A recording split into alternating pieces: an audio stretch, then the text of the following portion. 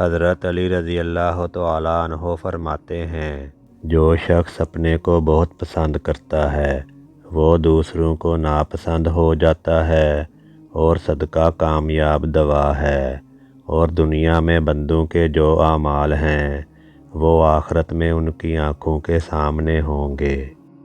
جسے قریبی چھوڑ دیں اسے بیگانے مل جائیں گے۔ گناہ پر ندامت گناہ کو مٹا دیتی ہے، نیکی پر غرور نیکی کو تباہ کر دیتا ہے۔ جس کسی نے بھی کوئی بات دل میں چھپا کر رکھنا چاہی وہ اس کی زبان سے بے ساختہ نکلے ہوئے الفاظ اور چہرہ کے آثار سے نمایاں ضرور ہو جاتی ہے۔ دوست کو دولت کی نگاہ سے مت دیکھو، وفا کرنے والے دوست اکثر غریب ہوتے ہیں۔ لوگوں سے اس طریقے سے ملو کہ اگر مر جاؤ تو تم پر روئیں، اور اگر زندہ رہو تو تمہارے مشتاق رہیں۔ سب معاملے تقدیر کے آگے سر نگوں ہیں، یہاں تک کہ کبھی تدبیر کے نتیجہ میں موت ہو جاتی ہے۔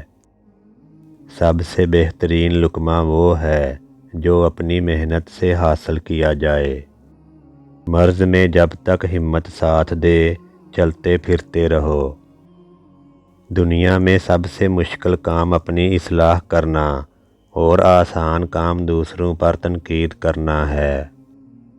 دشمن پر قابو پاؤ تو اس قابو پانے کا شکرانہ اس کو معاف کر دینا قرار دو۔ جسے اس کے اعمال پیچھے ہٹا دیں اسے حسب نسب آگے نہیں بڑھا سکتا۔ موت کو ہمیشہ یاد رکھو مگر موت کی آرزو کبھی نہ کرو۔ ادب بہترین کمال ہے اور خیرات افضل ترین عبادت ہے۔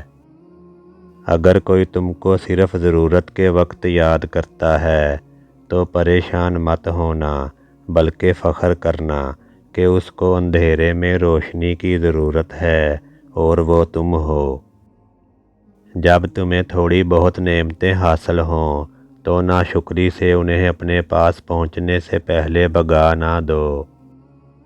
کسی مضطرب کی داد فریاد سننا اور مصیبت زدہ کو مصیبت سے چھٹکارا دلانا بڑے بڑے گناہوں کا کفارہ ہے۔ اگر توکل سیکھنا ہے تو پرندوں سے سیکھو کہ شام کو جب گھر واپس جاتے ہیں تو ان کی چونچ میں کل کے لیے کوئی دانہ نہیں ہوتا۔ جو چیز اپنے لیے پسند کرو وہ دوسروں کے لیے بھی پسند کرو۔ انسان زندگی سے مایوس ہو تو کامیابی بھی ناکامی نظر آتی ہے۔